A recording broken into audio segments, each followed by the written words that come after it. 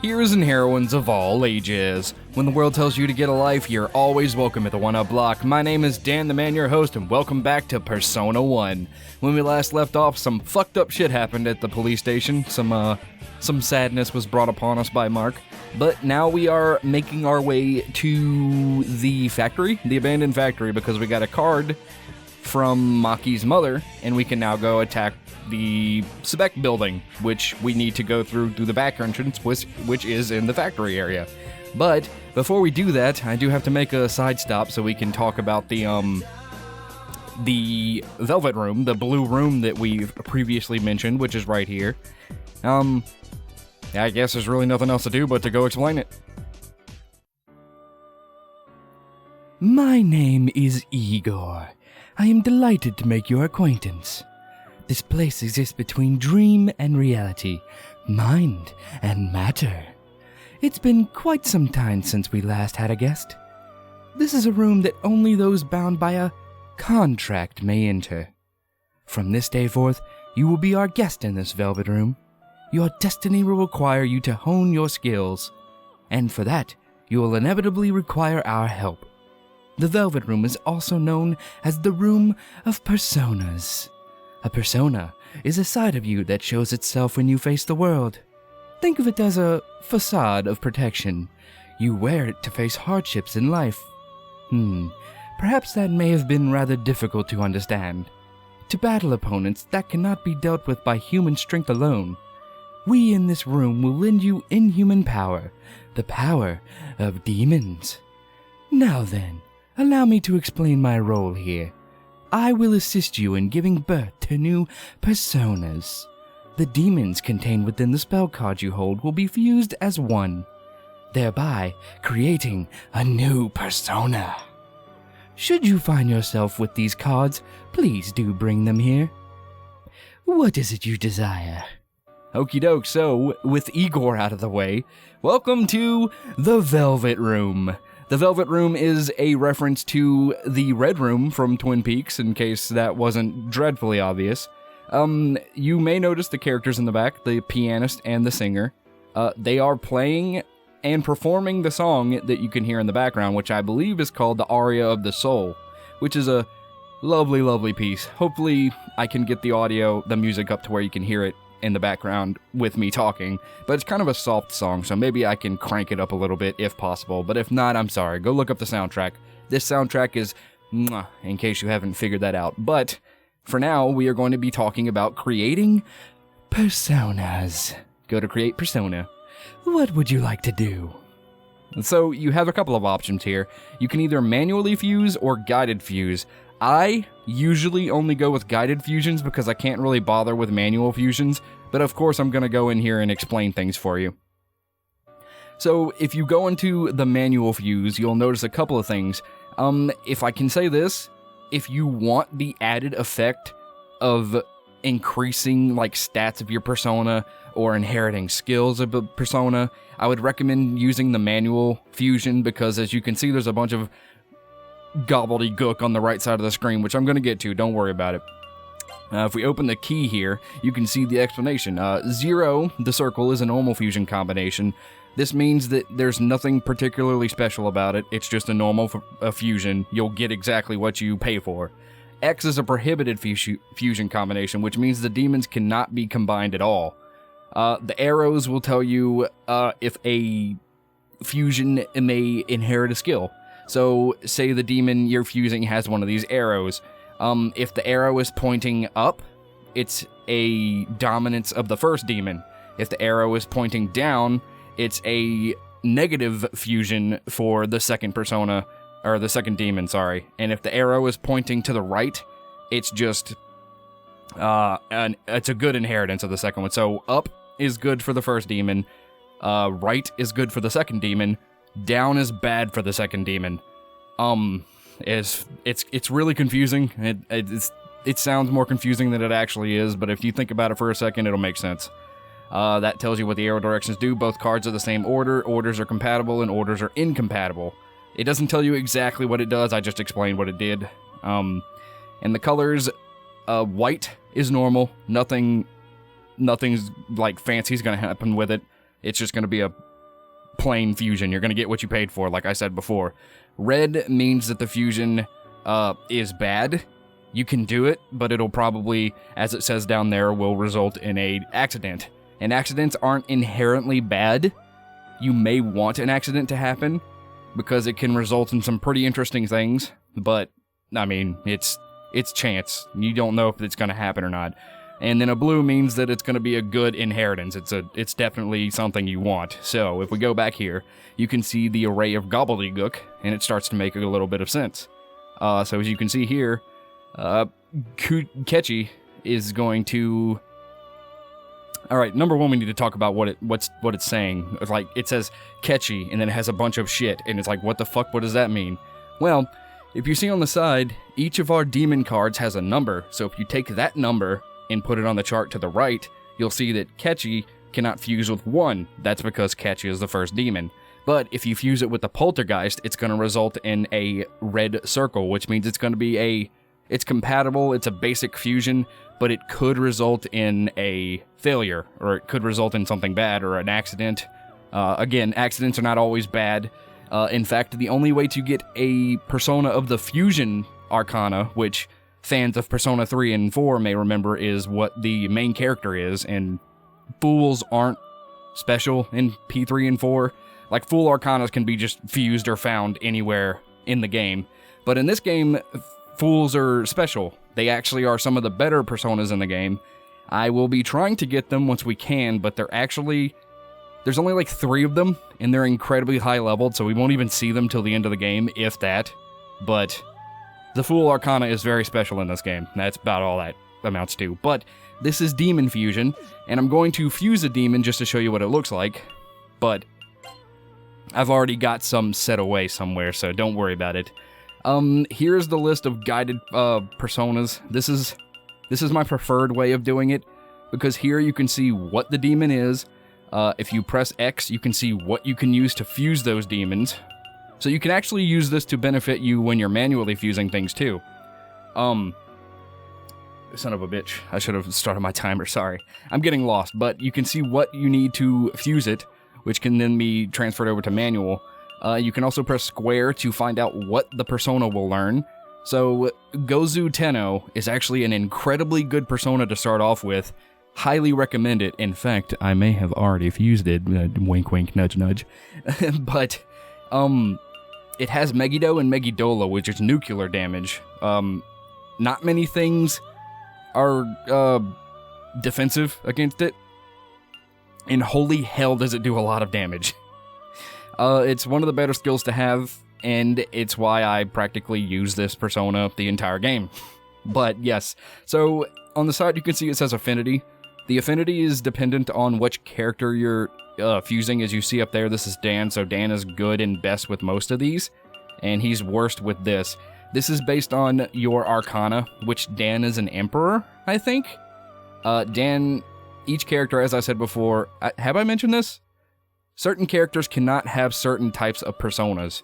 So if there's an arcana that Dan is not good with, I can't take that persona at all. Like, I think this means I can't take Anko at all because it's a bad. But if we switch over to Maki, her list is different, and so on and so forth. So you're going to want to find whichever persona suits your fancy. I am going to be giving you advice as we go through the game on which skills would probably be best for which area, if I had that knowledge at the time. But mostly, my knowledge is going to be with the bosses. So before a boss, I'll let you know what spell you'll probably be wanting to have with you along the way before the boss fight. So, like this boss fight coming up in this next dungeon, you're going to want to have something that uses ice. So, for Dan, at the beginning of the game, I like to fuse what I like to call female Majin Buu. She has Bufala, Mabufu, and Mabufala, and her SP cost is only 12. She does a lot of damage with this. Not too many things are defensive against all of this, so Dan having an all spell with ice is definitely incredibly good, because it can wipe out the entire enemy party relatively quickly. And Urvashi is actually pretty good for the majority of the beginning of the game in general. Like, for a couple of dungeons, she's gonna actually be really good for Dan to have. But Dan's persona pool is kind of poopy, if I'm gonna be honest. I don't like most of the personas he gets, so I stick with Erveishi for a while. But if you see a persona that you want to drop on the main character that you like, by all means do it. It's not gonna make too much of a difference. As long as your party is diverse in which type of personas they're using, you should be relatively okay. And I'm gonna give you some recommendations for some pretty decent personas to use. But now that that's all out of the way, let's see what fusing a demon looks like. And this is actually one of my favorite tracks that plays in the game whenever you fuse a persona, so I'm going to shut up and let it happen. Would you like to add an item? So, I lied. Right here, when you fuse 2 demon cards together, you can actually add items, and you can see what the effect is up there. It says item effect, random. So if you drop one of these items on here, it'll randomly affect the persona that you get. So maybe its stats will increase, maybe it'll learn a new skill, maybe it'll inherit a skill, maybe its stats will go down, maybe I think an accident can happen based on a random effect, but some items do apply something specifically, like these specifically will teach your persona a skill, and it's not a random skill, it's actually going to be whatever is here, like say Mabufu Stone, it does light ice damage to all foes. If you use a Mabufu Stone during a fusion, the persona will then learn Mabufu, which is good, right? Because you want to have as many options for attacking with a persona as you can. So if you want to give your persona an ice spell, there you go. But that's about the size of that. We're not going to add one for this, we're just going to fuse it because I want to show it off. But here we go. Is this the persona you like? Why, yes it is, Igor.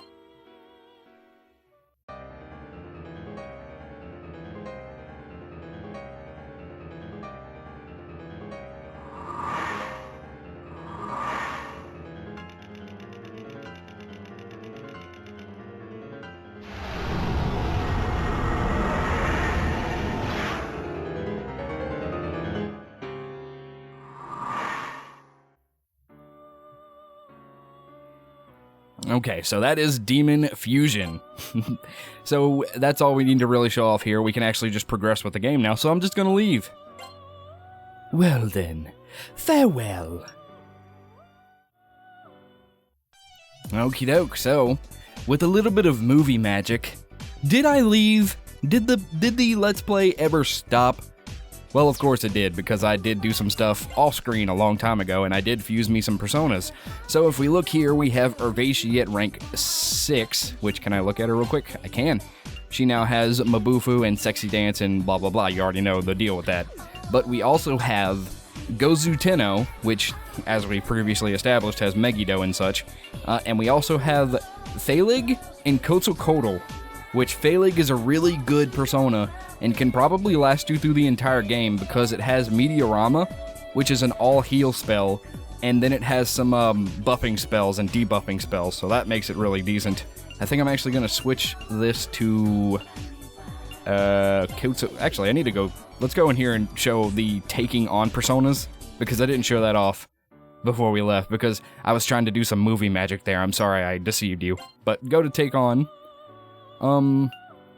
What we want to do is take Feilig off of him.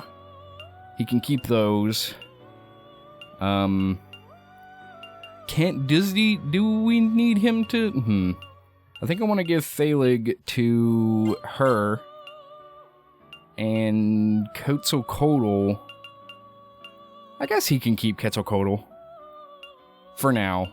I mean, later we'll switch him out, but for now, this is a pretty good setup. We're good.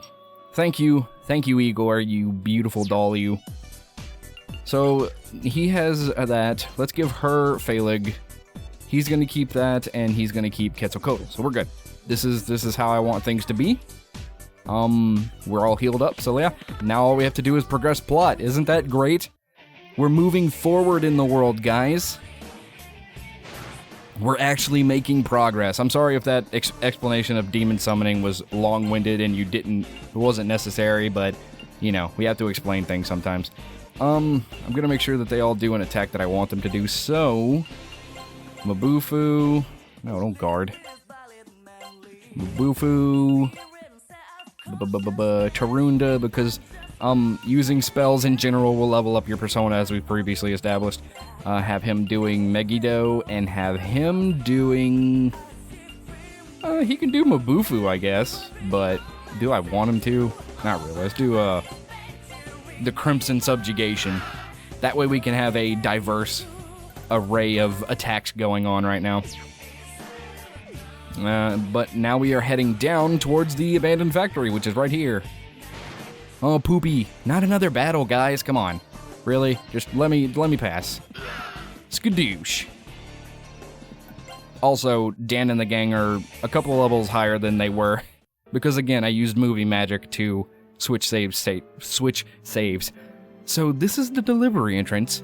Just the sort of thing Kandori would think of. Hey, didn't Masao say he drew this? It's really good. He's pretty talented. Oh, someone's calling me. Okay, I'm not gonna answer that, but... Hold on a moment. You came here often, yes? Hell yeah, this place is like a studio for my buds in the tailors.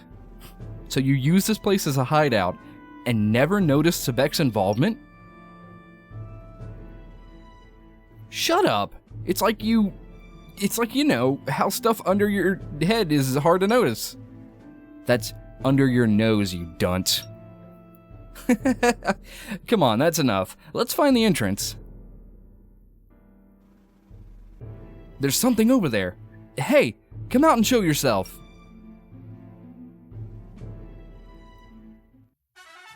Is that Daniel and the others? Come on, don't scare me like that. Is that you, Ayase? What on earth are you doing here? It's rather unusual to see you alone. Hey, I barely got out alive. Can't you be a little nicer to me? Got out alive? Yuka, did something happen at St. Hermillan? Oh man, it's awful. That stuff about the school being safe was bogus. St. Hermillan's just, gone. No way. Then what happened to Yuko and everyone? Did you run away by yourself? How should I know? I have any idea what's going on. Daniel, we have to go rescue everyone. Calm down, Maki. The school most likely vanished due to the Deba system's effects. In which case, our best course of action is to make Kandori undo it.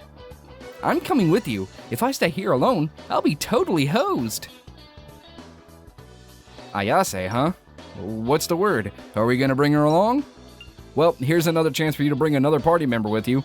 If you like Ayase, then by all means take her with you, but of course you know we're not going to. Her persona is actually, I think, one of the 42 virgins. The religious thing is going over my head, but you know what I'm talking about, the 42 virgins. But yeah, we're not taking her with us. She uses a whip, is her weapon. Yo, Daniel, are you seriously not gonna take Ayase with us? Nope. Oh, wait, no, sorry. I didn't agree. Okay. What the hell? You guys are so mean picking on me like that. Well, fine, asshole. Or assholes. Go to hell. Bye, Ayase. I feel kind of sorry for Yuka. Now, there must be a machine nearby where we can use the security card. I suggest we split up and look for it. 'Tis a good idea, my friend. I bombed this wall myself. That's what graph writing's all about. Letting your soul shout loud and proud. Something's off about this town and the people in it. Huh? What? I don't think the machine is over here. Kandori. I sensed he was a crafty one when I met him at a business party, but I didn't imagine he could be this audacious. Such big words. You trying to make us look like fools? Nah, he's a good guy. Found the security card reader. You find something, Daniel? Huh? Man, so that's where it is. What's the matter? Daniel found the machine we're supposed to use the card on. Come on, let's give it a try. Wait, we don't know what will happen. Let's think this through. Man, whatever. Come on, fork it over. Huh? I told you to wait. What's going on? Something happened to the lights.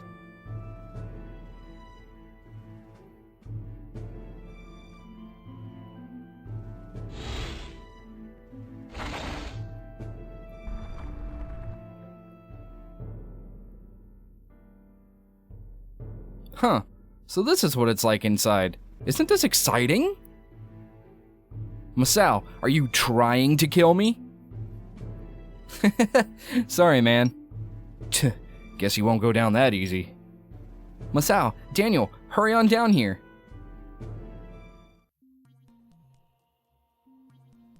Don't touch anything suspicious without a very good reason. Got that, Masao? Yeah, I got it. Well then, Daniel, let's go. Come on, Daniel, let's go. And we are in the abandoned factory. This is the dungeon. However, this episode has been going on for quite a little bit. I think it's been going on for too long. I can't really tell because I didn't start my timer at the right time. But, yeah, sorry we didn't get into too much in this episode, but hey, that means the next episode is going to be action-packed with a dungeon, right?